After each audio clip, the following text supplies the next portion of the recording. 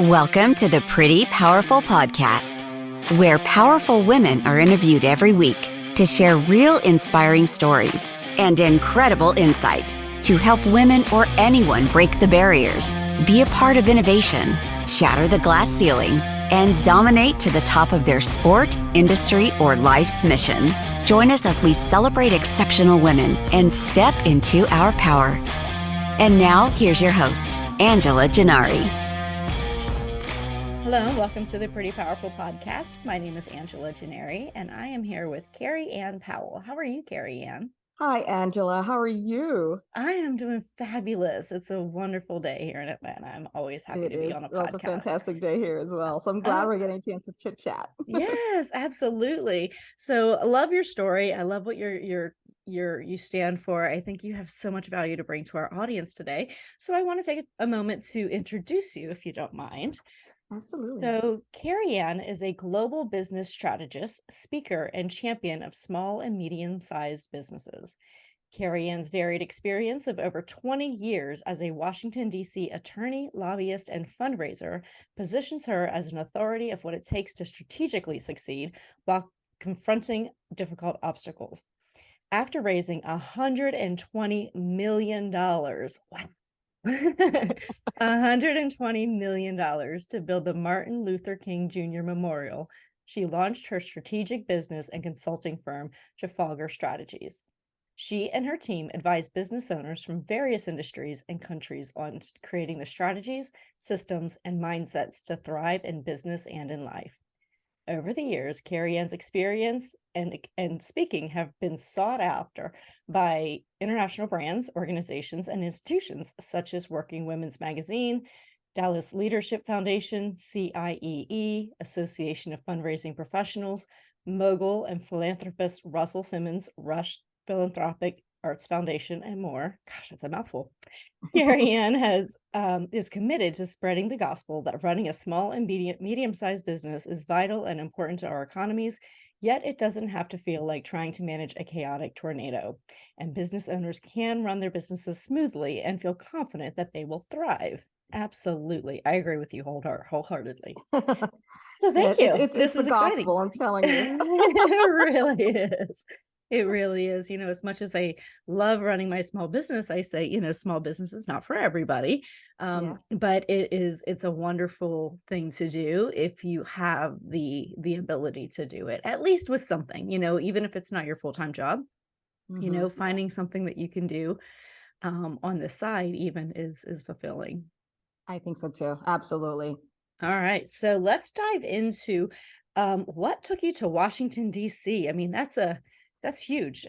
Being a lobbyist, that's Yeah, I know. I just always believed. So, when I was in college, I was a pre-med major. And so I thought I was going to be, a doctor. And then I realized that I couldn't pass physics.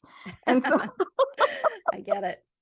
But I was still really eager to continue in the sciences. So I was thinking about doing neuroscience. And so when I was literally sitting with my mom filling out our applications for grad school, I realized I actually didn't want to do research because, at that time I had already done some 2 years of research with professors, and I've been in a lab in the psychology school's basement. And I'm like, oh my gosh, I had no idea what I wanted to do. My parents were like, so you're coming home because we're not paying for you to hang out in your college. So I'm like, yeah, so can I stay? And so it took about a year for me to get my footing, and I got this job working at the United Way in my town. And that was when I really began to get exposed to this sort of intersection between helping, right? So and also business, because it's the idea of, you can you need strategy, you need fundraising abilities, you need the capacity to be able to convince and persuade people. Oh, yeah. And so, this is me coming in as a young person, just excited, like, oh my gosh, look at all these professionals doing this amazing work. And there's an intersection with the work that they're doing is going to help all these different people in the end. And as I was doing that, I realized, wait a minute, there's a lot of need, because when you're growing up, you don't realize you're sheltered, right? So you don't realize how much need there really is. And, in our city, we had one of the largest domestic violence shelters Really? in the country at that time. And they, they had this whole school on site, the whole thing. And everyone used to like talk about how wonderful this domestic violence shelter is and how they're going to Hmm. continue to add more, capacity for it. And all I could think about, well, why is there domestic violence? Right. Yeah, exactly. I don't get it. What's going on here? And so that's when I started, sort of really looking at how is it that I could start to help change the things that cause the problem, why we need this state of the art domestic violence shelter. And Mm. as I was talking to different people and mentors, I realized that the law was the way I wanted to do it. So I went to law school and Wow, decided good for you. to go into public policy law and sort of, go into this. So that's what I did. And that's how I ended in Washington. And so I was Wow. there for a bit, did some public interest lobbying as an attorney, headed up a couple of programs, and it was very fulfilling and loved it.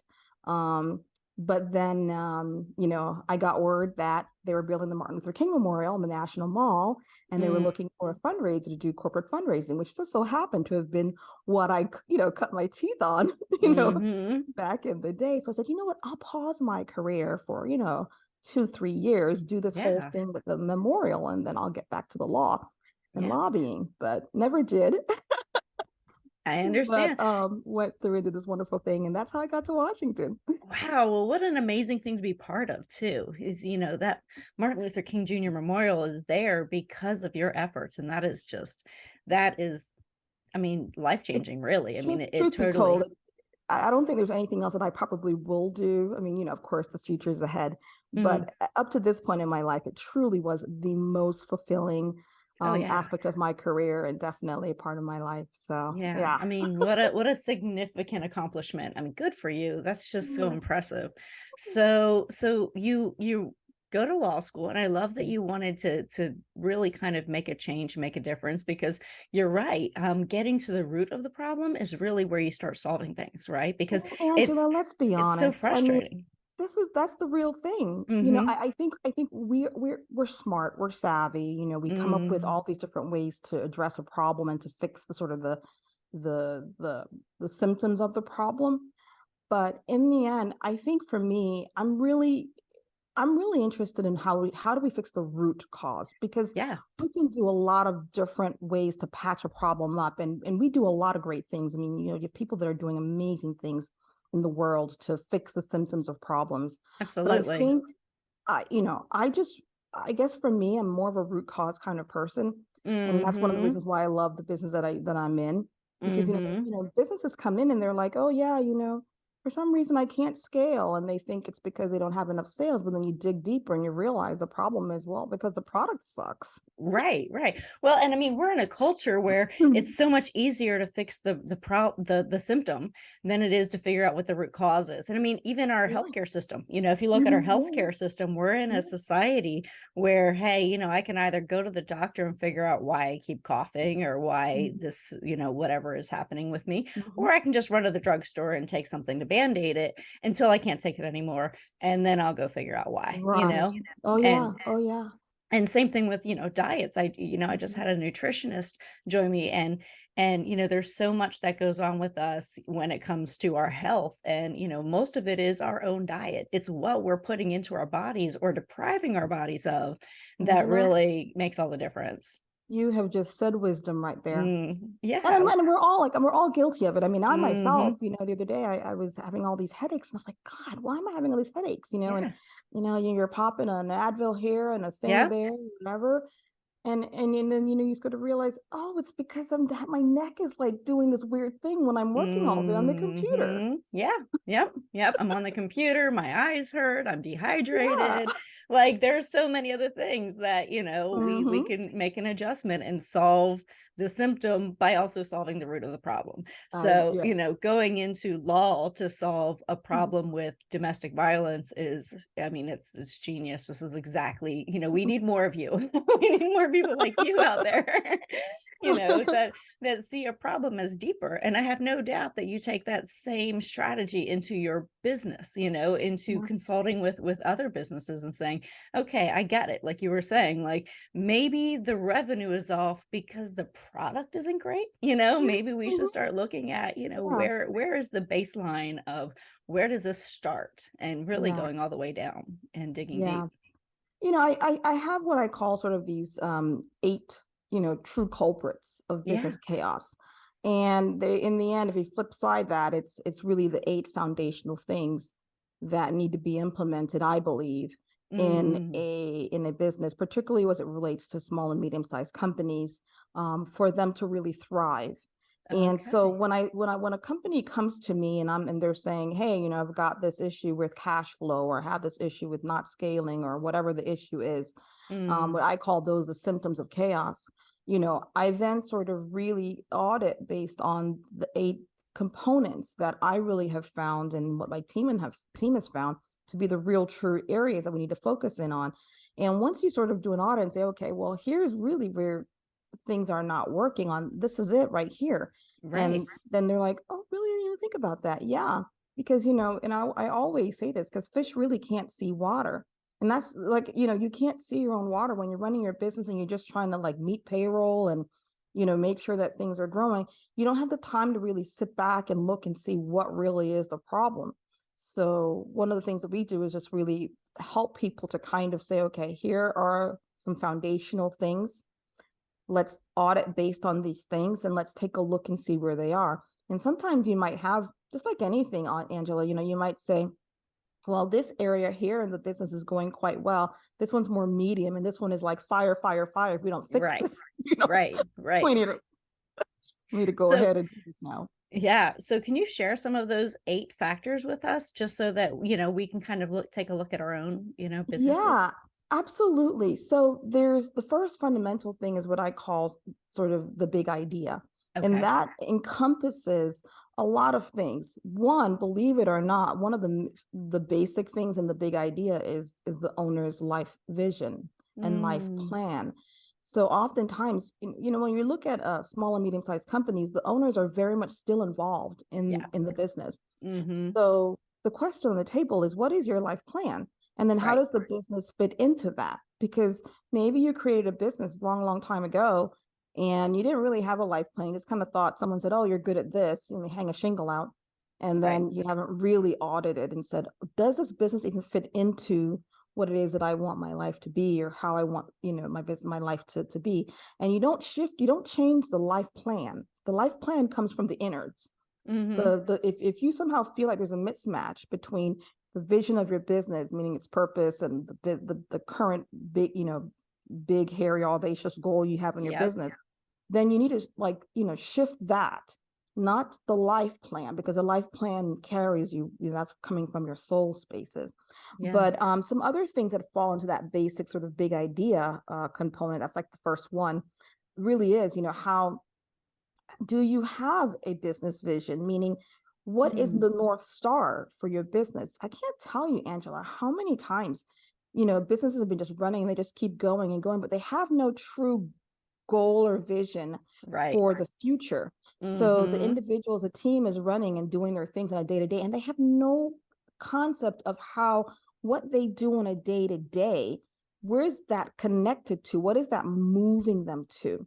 So Mm, I think it's really important to kind of say, this is what we do. So for instance, in our business, we have a goal that we want to reach in the next 10 to 15 years.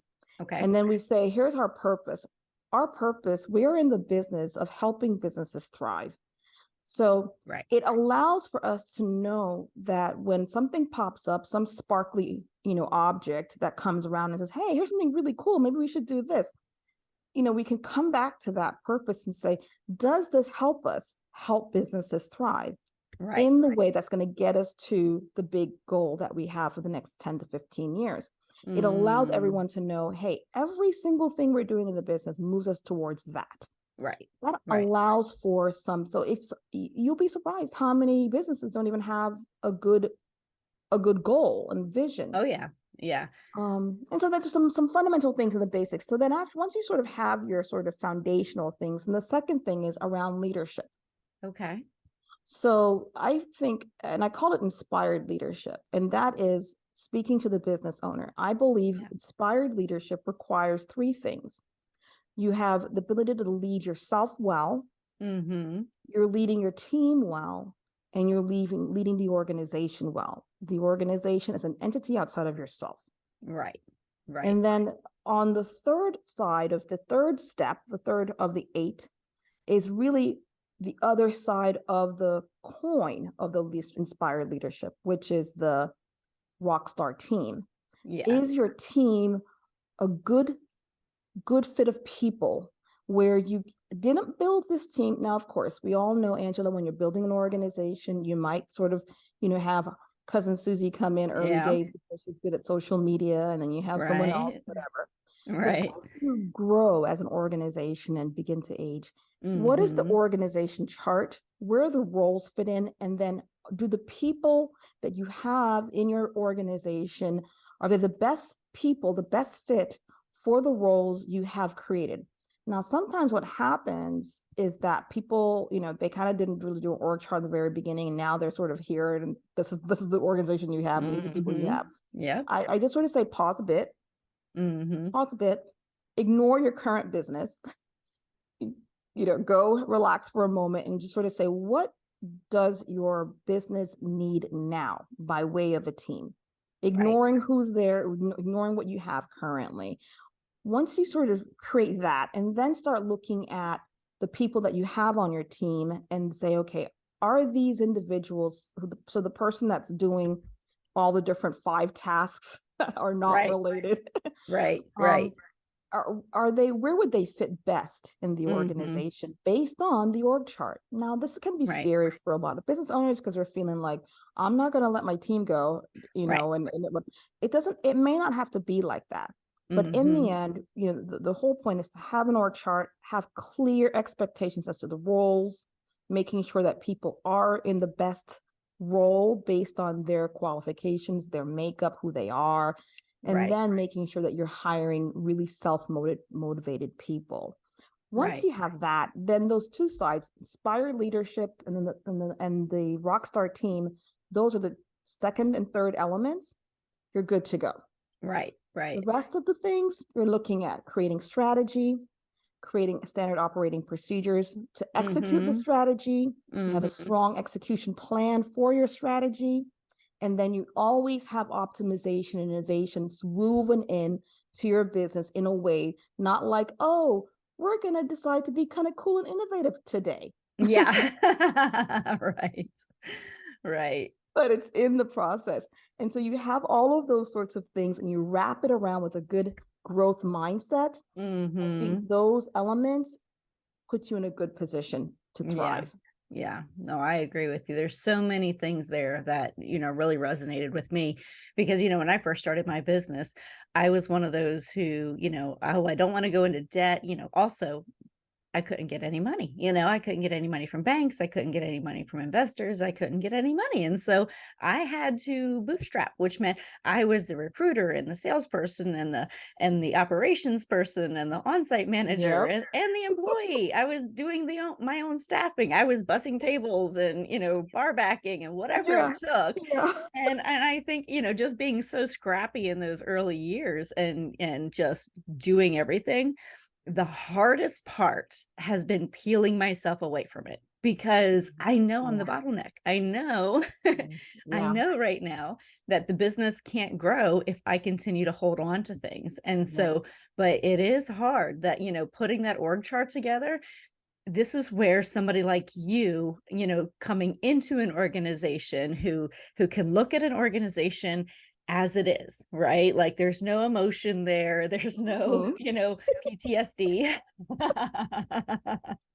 And so somebody like you can come into an organization and look at it as it is on paper, in action, and say, here are your missing pieces and how can we make this better for you? Because as an entrepreneur, like you were saying, a fish can't see the water it's swimming in.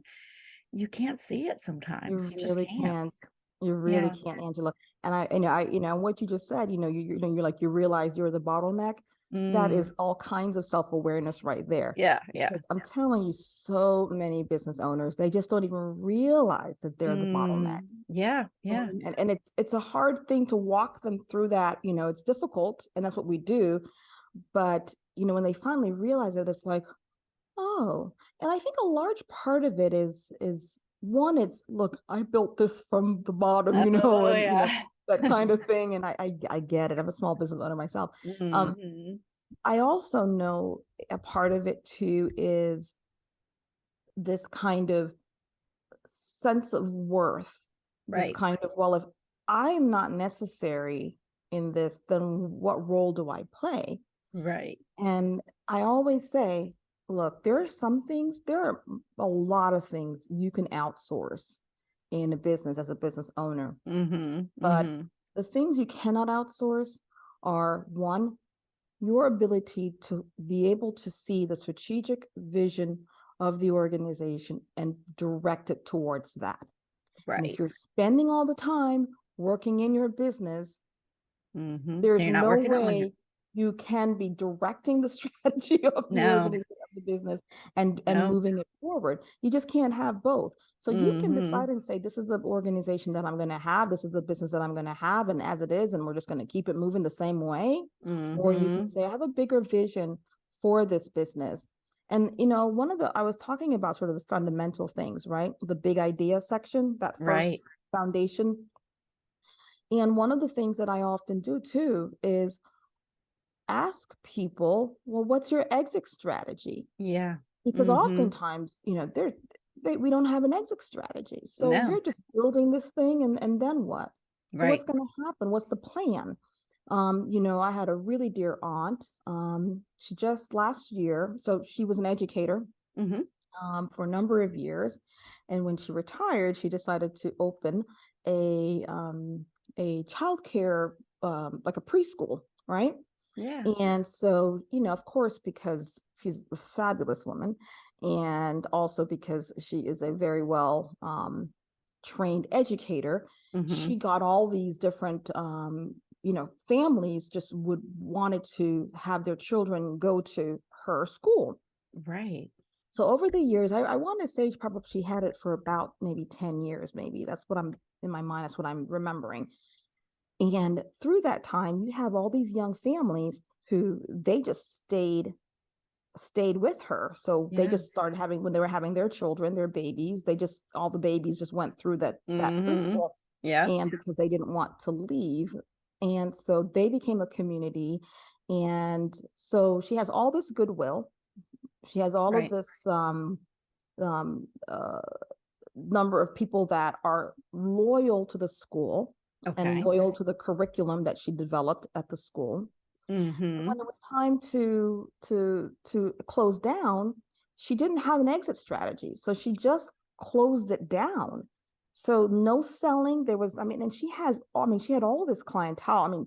I'm not saying that she was going to like sell it for like $1 million, but she could have sold it for quite a bit Right. because of the facility, Mhm. Mhm. the materials, the um, Reputation. the reputation, Mhm. the curriculum she developed, all of that sort of thing. Yeah. But because she had built it in a way where it was reliant on her in such a way, Mhm.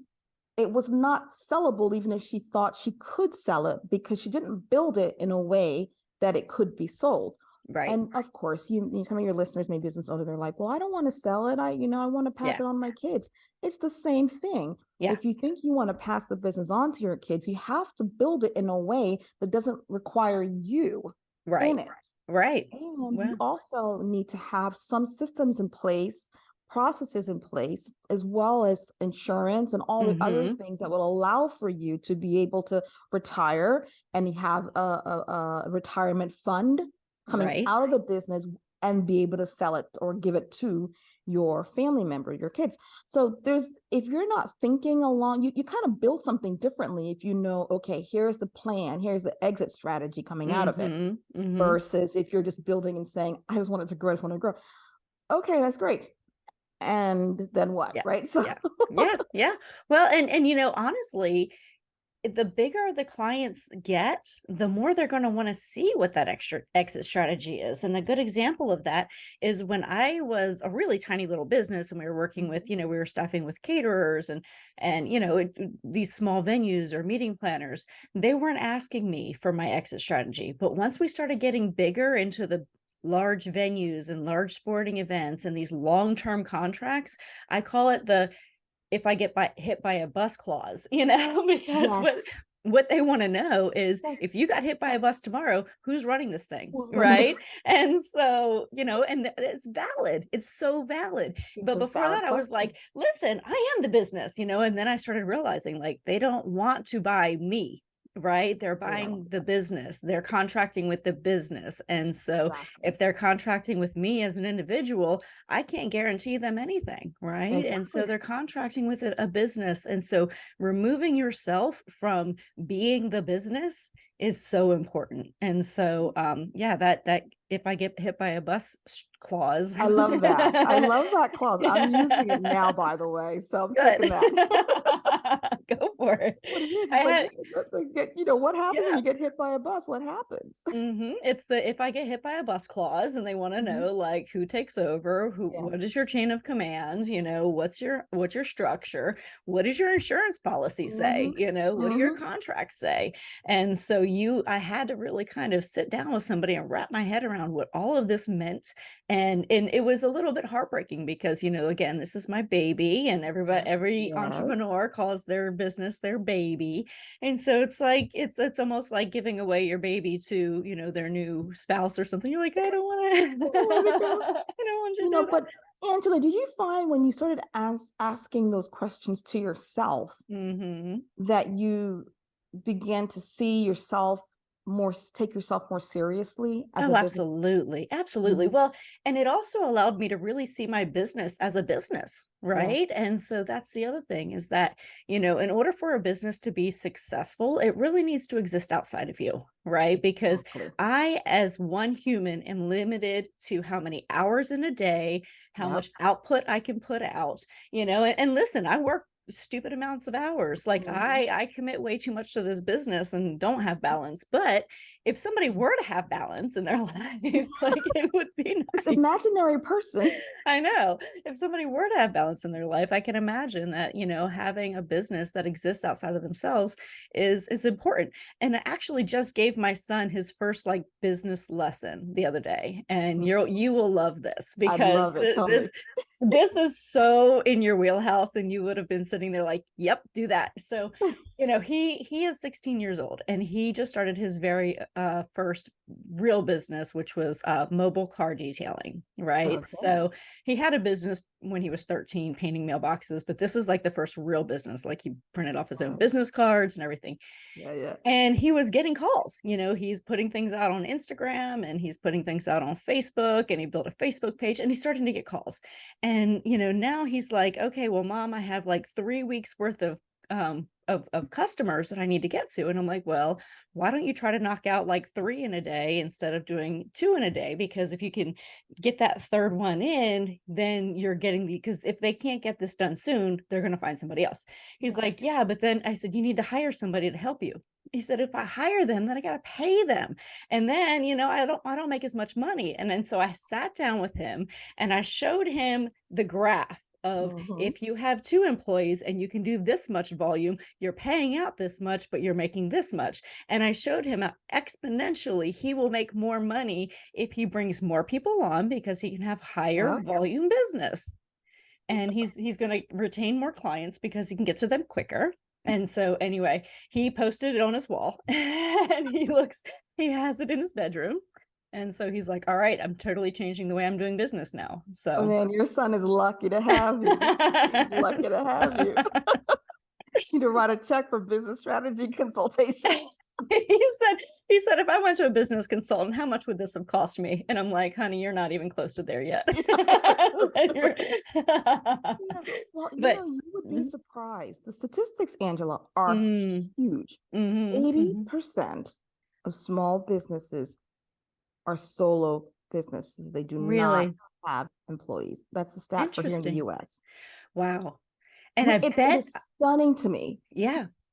Well, and I bet in their mind, they're thinking they're making more money by not having employees. They're And thinking what your son was thinking. yeah, and you know, in his mind, he's like, well, I can charge this and I'll make this much and I'll do this and I'll do this. And I said, yeah, but if you look at the formula, honey, it doesn't work that way. And Doesn't this work is that way. why. And I said, you can afford to pay your employees X amount of dollars and you get this Mhm. much volume. And so if you just look at what taking yourself out of the business means, it Mhm. means growth. It Yes. means growth. Yes. And the other thing too, Angela, is what I've noticed another fear that business owners have Uh-huh. is that they are worried about meeting payroll. So Yep. there's exponential, Mm-hmm. issue, but they're Mm-hmm. also concerned that they are not going to be able to meet payroll. Right. And it's a scary feeling, I know. At the same Mm-hmm. time, this is where you sort of go into the conversation around being able to manage risk. Right. Absolutely. Because if you plan to build a business that lasts and that you Mm-hmm. want to thrive, this goes back to the original Mm-hmm. conversation around what's the Mm-hmm. life plan and what's the business vision, what's the true north, what are you trying to get to. Right. So once you know what you're trying to get to, then you're going to have to do the things that make you uncomfortable, Yes. one of which Mm-hmm. is bringing on a staff. Yeah. And again, you can make that look however you'd like it to look, particularly now with so many things. The future of work is so different than how it was back in the day where, you kind of have people in, the big building and the blah, blah, blah. You Yeah. can work remotely, so you don't have to have a huge building. To depends on what business you're in, of course. I mean, if you have a Right. factory, that's a different thing. But Mm. I was also noticing too, I was reading an article the other day that depending upon what industry you're in, some people are having a very difficult time even attracting employees.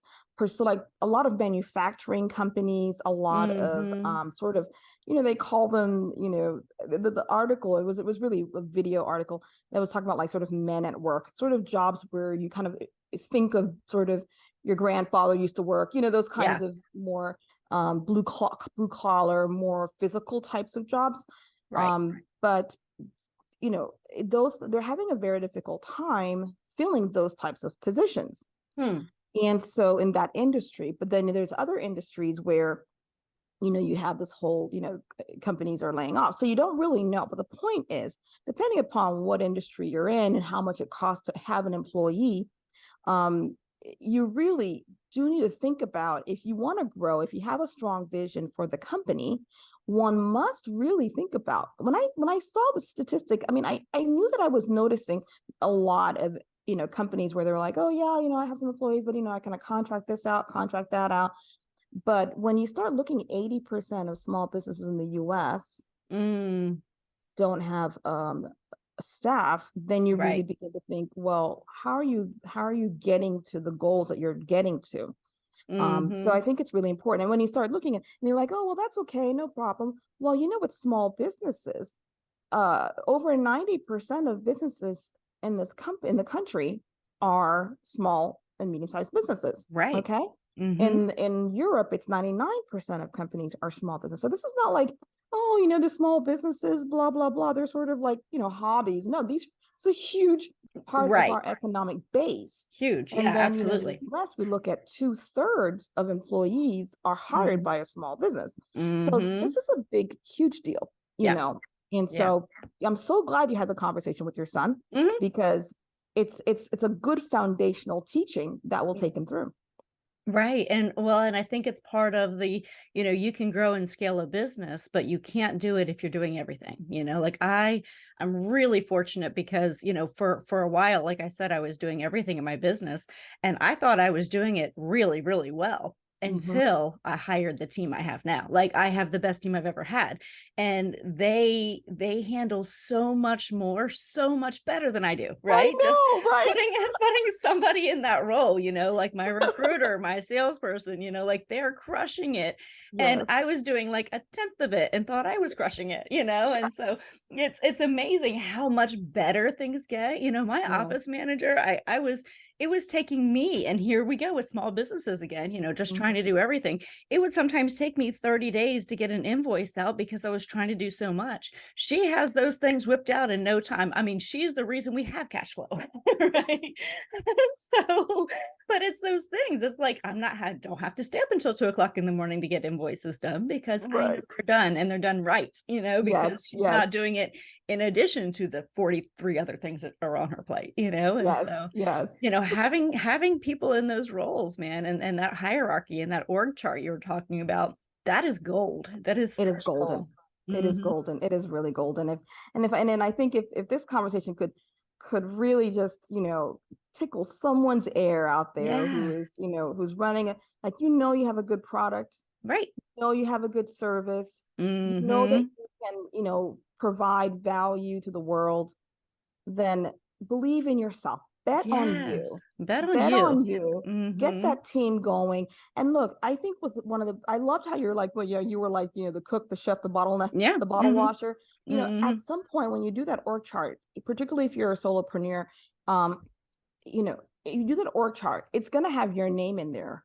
Right. But the best strategy is to first start from the bottom of the Mm. org chart. And I say bottom, it's not like these are the less important jobs, but you sort of work yourself out of a job Uh-huh.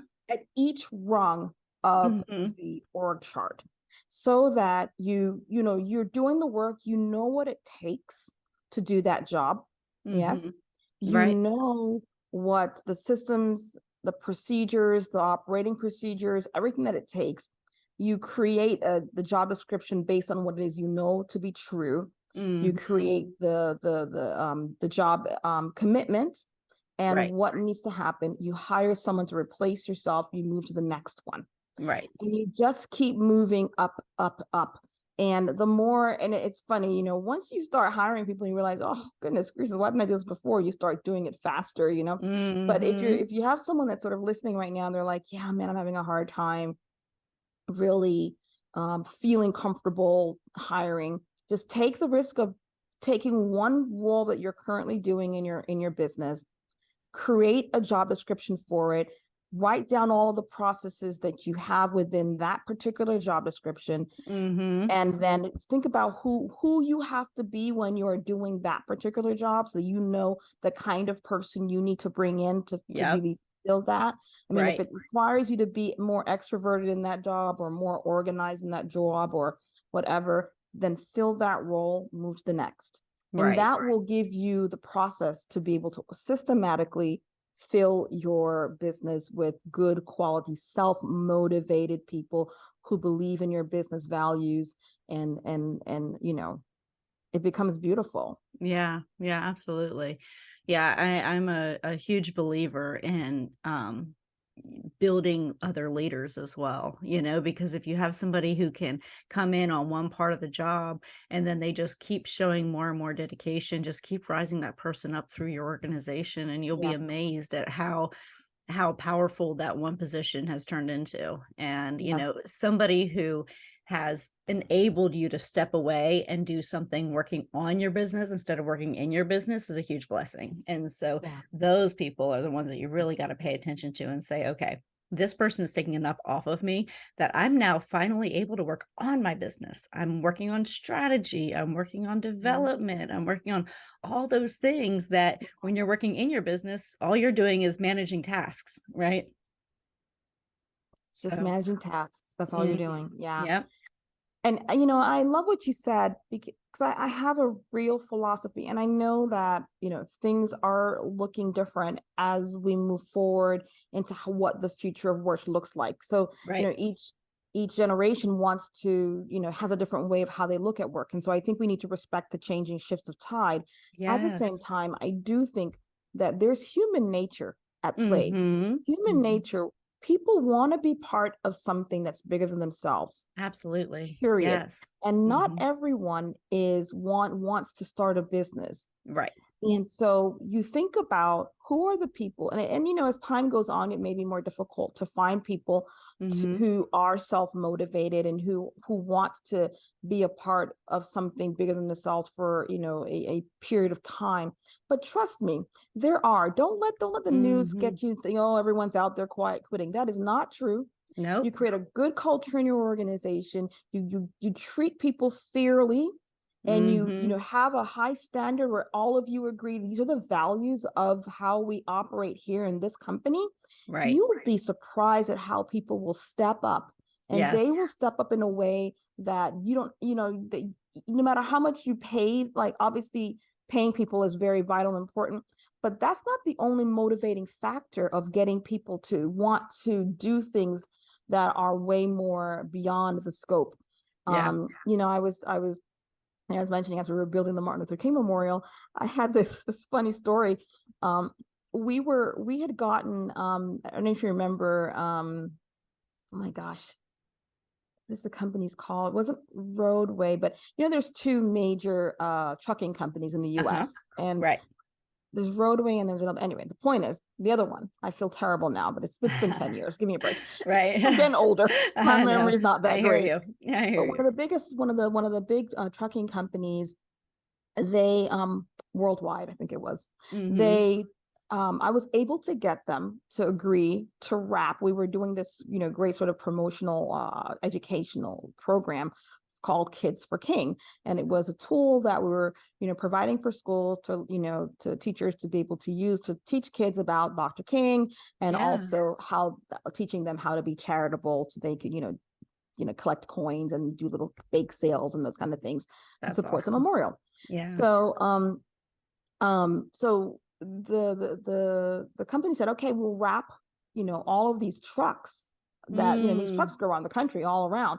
So they wrapped all these trucks. I think it was like 20 trucks or something with the Kids for King stuff, and, like with the website and the whole thing. And it was a huge thing that I negotiated for over a year. I'm so excited about it. Yeah. So we were doing this whole press conference on the National Mall.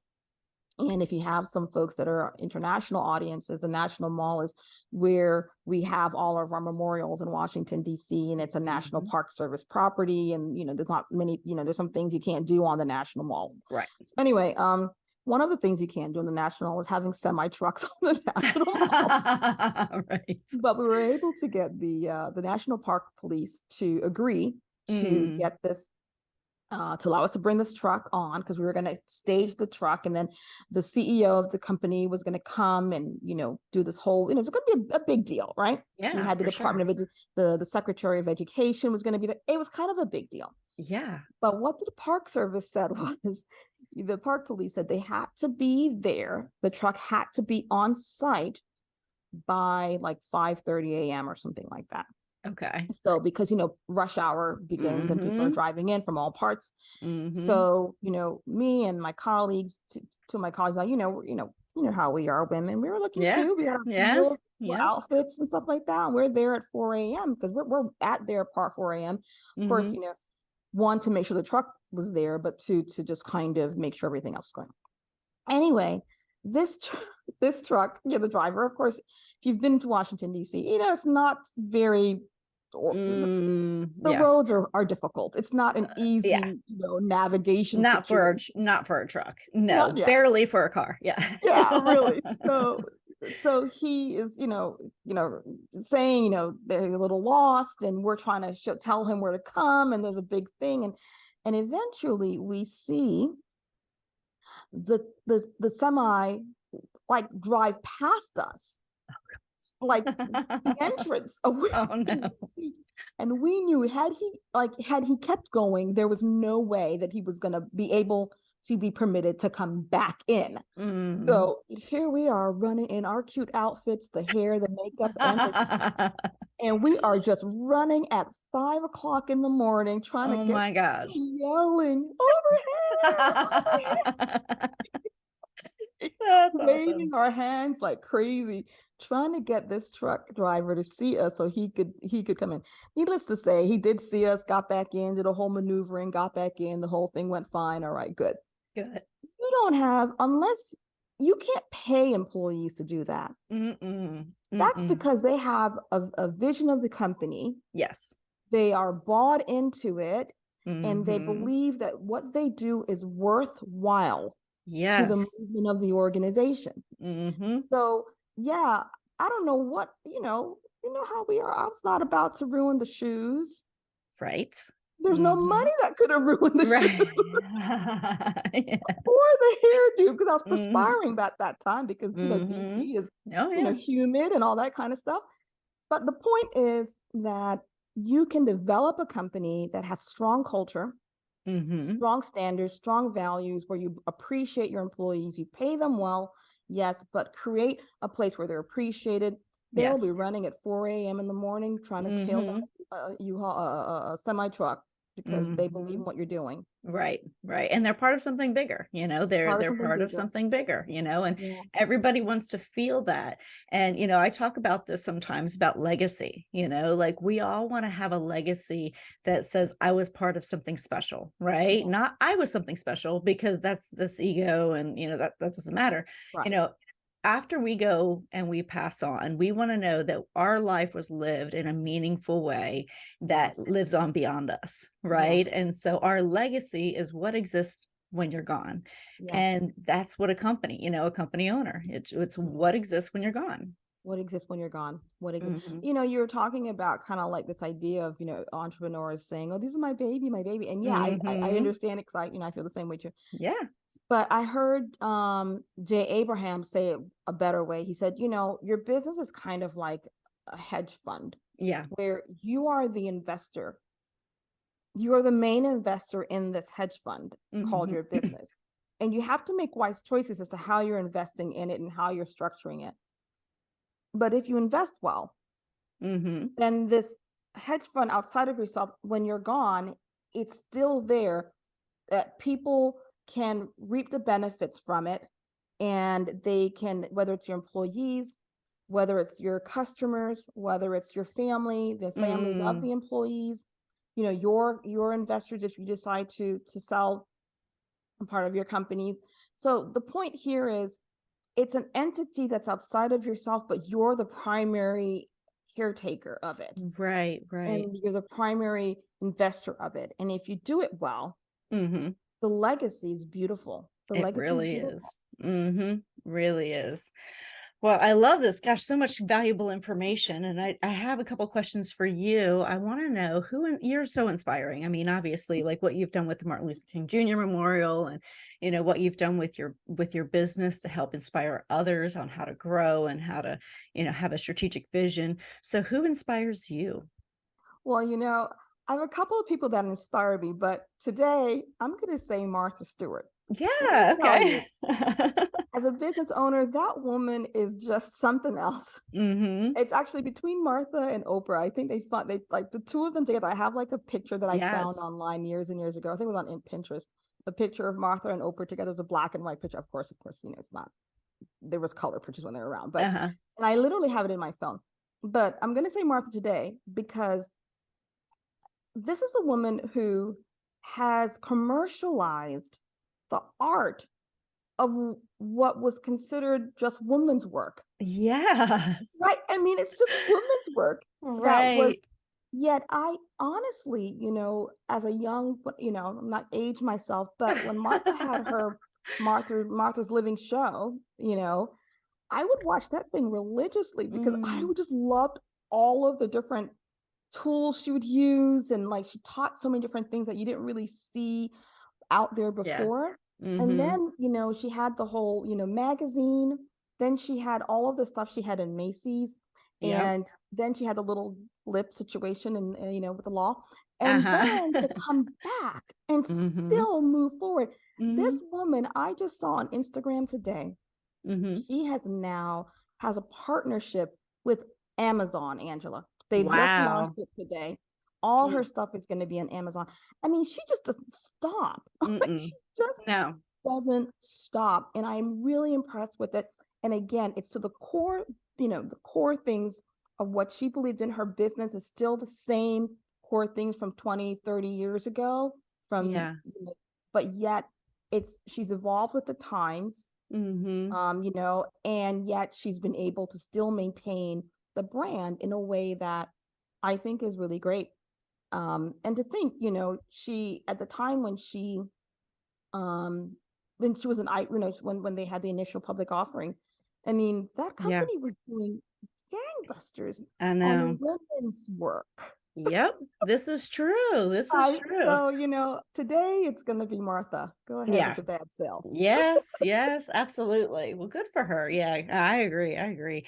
I'm so inspired by so many amazing women in business, and because Yeah. we do have different challenges. Our challenges are different than what Yes. what men deal with, and we are held to a different standard. Yes. And that is something that, do you find that in your consulting? Do you find that women have a different standard? Yeah, yeah. You know, so, you know, I've had clients who are men and Mm-hmm. women who Mm-hmm. own, you know, men who own businesses and women who, and I do see the differences. Obviously, you know, coming up as an attorney in Washington, D.C., you can imagine, you Oh know, there's yeah. some Well, situations that there's I've a been few. like, oh, okay. You kind of grow up and you think, because I've always believed in myself as a woman, and Of course. I've never really felt that I couldn't do anything different, you know, whatever. But it wasn't until when you finally are out there, you're like, oh, so you are treated a little differently. You do Yeah. have to act a little different. You do have to show up differently as a woman. And Mhm. but now as I journey with women who are owning businesses and men who are owning, I begin to see within and how a part of it's how we're socialized, a part of it is how we just are, and a part of it is just kind of, you know, the kinds of business and how you show up. Either way, there is a different way in which women do business. There are some things that I think that um, that women can learn from how men do business, and I think there's some things that men can learn from Mm. women and how they do business. There's been, I think it was McKinsey who did a study that found that women led startups and businesses perform higher.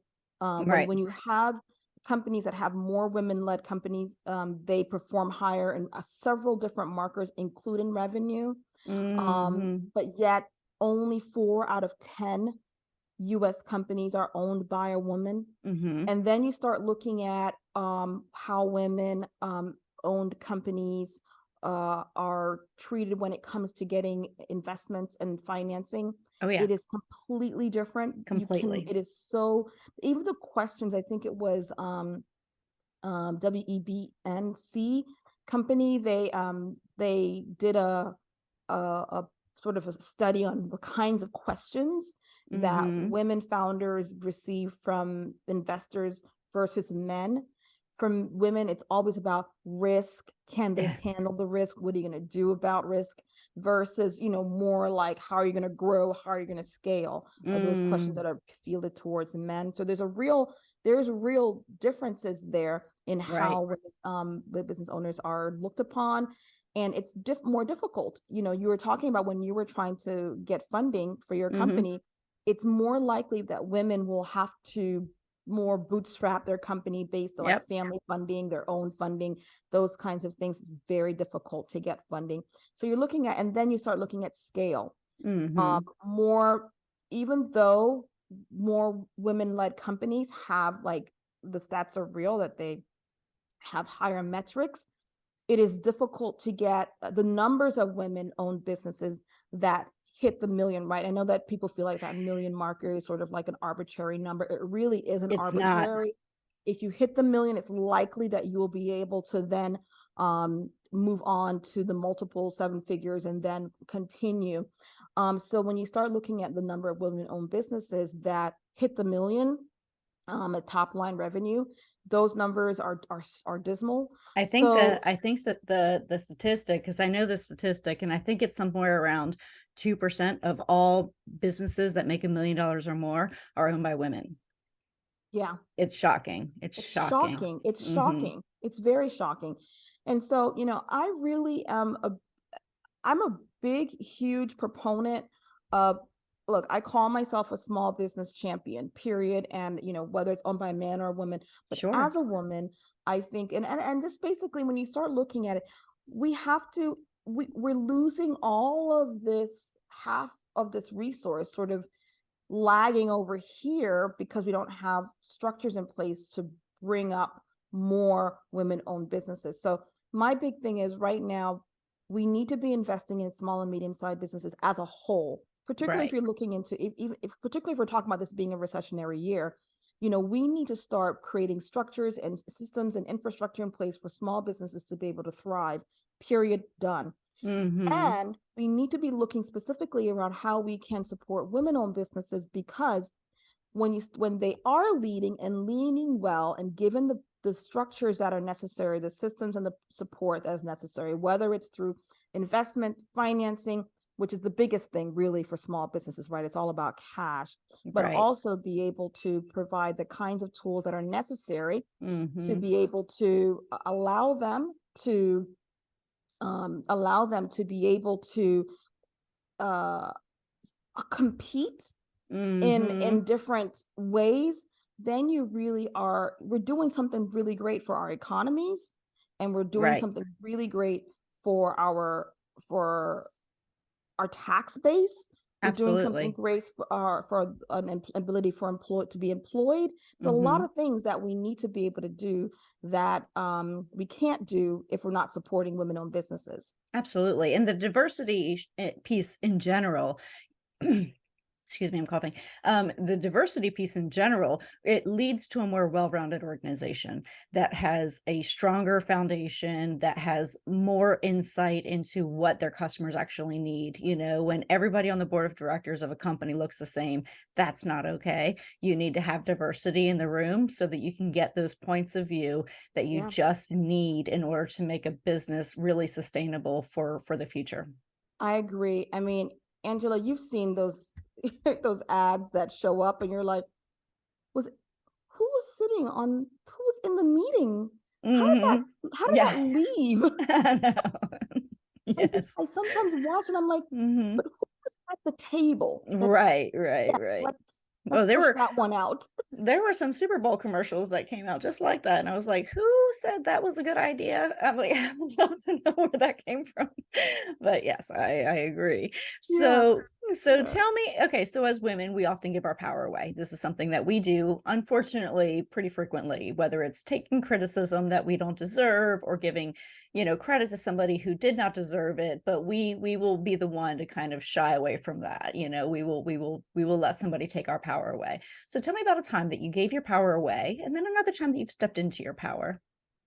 Well, one time I do remember giving my power away. It was when I was in law school. I was Mm, in my last year, my third year of law school. You have sort of what we call sort of summer associates, and so you have an opportunity to work in a law firm, okay. and they kind of scope you out. At that time, I knew that I probably wasn't going to want to work for this law firm, but you want to do it because you don't want to give out opportunity. You want to scope all of your opportunities. Of course, yeah. But none the way, I was working in this law firm, and the partner who I was reporting to um, asked me to create to create a memo that was Mm, advising one of our clients, one of the firm's clients, on a particular point of law. mm-hmm. And as I researched that particular point of law, I found out that if that particular point of law was violated in some way, not only were there fines, but there could be possible criminal, um, Wow. you know, um, consequences, right? So Mm-hmm. in the memo, I drafted it, and you're kind of eager beaver when you're, in the Right, early right. days, and you want to impress as well. So I just sort of said, here's some of the ways that you could be exposed if that happened. And I Mm-hmm. sent it over to the partner. Of course, the partner, it's his. In the end, it was going to be his memo because I was still an intern under him. Right. And he came down to me like hard, like, don't you ever tell a client that they could have criminal exposure. And this is Wow. like a major national law firm. Wow. very prestigious. Mm, And I was thinking to myself, really? And I took it like I knew in my own gut, based on what I knew as an attorney, because by that stage, mm-hmm. I had been in law school for a bit, and I'd worked with other, I'd had other internships, and I'd had other, so I knew that this is what you're supposed to do. Mm-hmm. But Mm-hmm. because this partner, male, he's been in the business for a while, Washington, D.C., blah, blah, blah, Mm-hmm. Mm-hmm. and he came down so hard, I was like, I told myself that clearly that was the wrong thing to do, and I Wow. should not have put in a memo that the client could possibly have criminal exposure. And I remember telling that to one of the senior associates, who was a woman, and I said, yeah, this is what, the partner said. And it wasn't just that, he'd had some other critiques that were, about the memo and such. And he, was like, I'm going to have you redo this. And so I had to completely redo it. And I mean, this is like time consuming, a lot Right, of of research. course. And I was telling her, I'm like, yeah, this is how I messed up. And I was just sort of, taking all of this shame. And she looked at me and she says, first of all, this critique number one, that's stylistic. You know, Mm, he may have a stylistic way of writing, and this is how you decided to write it, and that is perfectly fine. mhm. Critique number two, you are supposed to Yeah, share if there is criminal exposure. He right. doesn't want to do that right now because he's fear he's going to scare the client away. Three, blah, blah, blah. And she went through the whole thing, and she's like, don't ever, ever, if you know things like, yes, she's like, you are here to learn. At the same time, there are things that to be true. Trust that. Mm-hmm. And I really appreciated her being so forthcoming, Yeah. because I was really ready to just kind of be like, yeah, I really clearly messed up, and Oh you my know, and goodness. look at me, and I just clearly I didn't Mm, learn anything. yeah. So Wow. that was definitely one way that I felt like I gave my power away. And if it Right. wasn't for another woman who said, no, we're not going to do that. Yeah. Good for her. Good for her. Good for Yes. her. Yeah.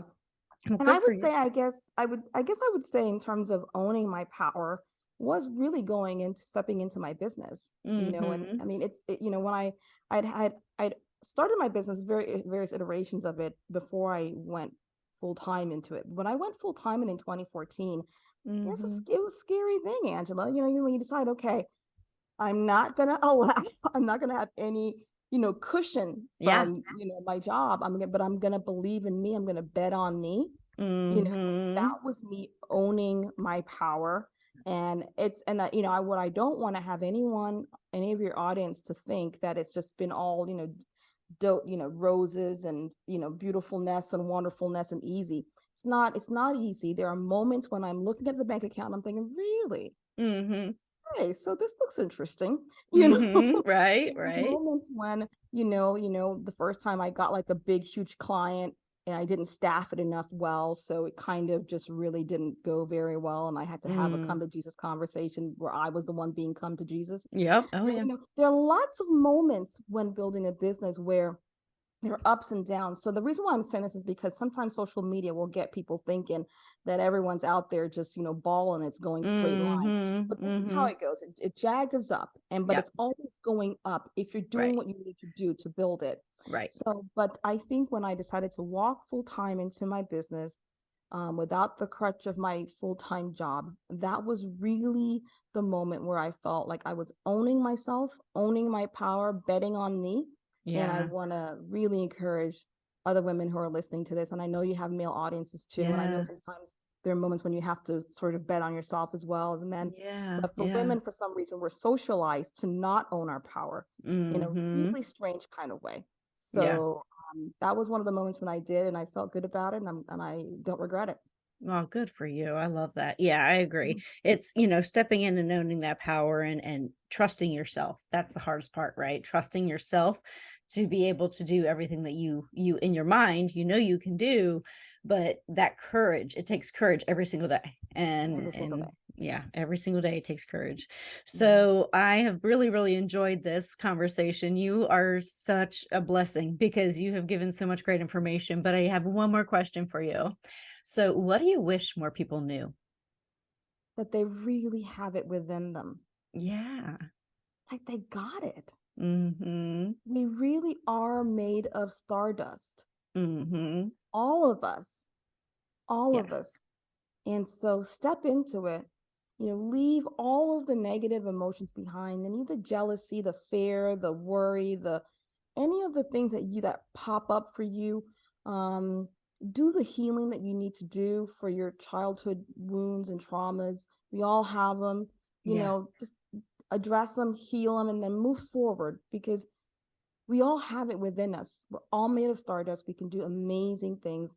And honestly, this world needs more people doing what it is they're born to do.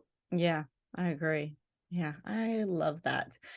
Well, thank you so much, Kerry-Ann. You have been such a pleasure to talk to. I've enjoyed every single What a minute of joy to this. meet you and to have Yes. this conversation.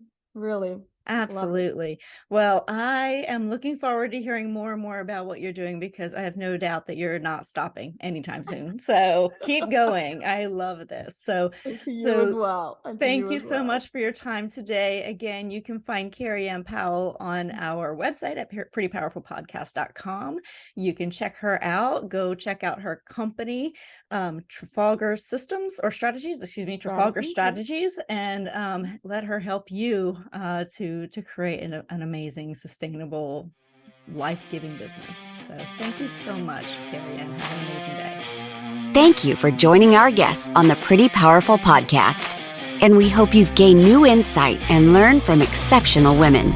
Remember to subscribe or check out this and all episodes on prettypowerfulpodcast.com. Visit us next time, and until then, step into your own power.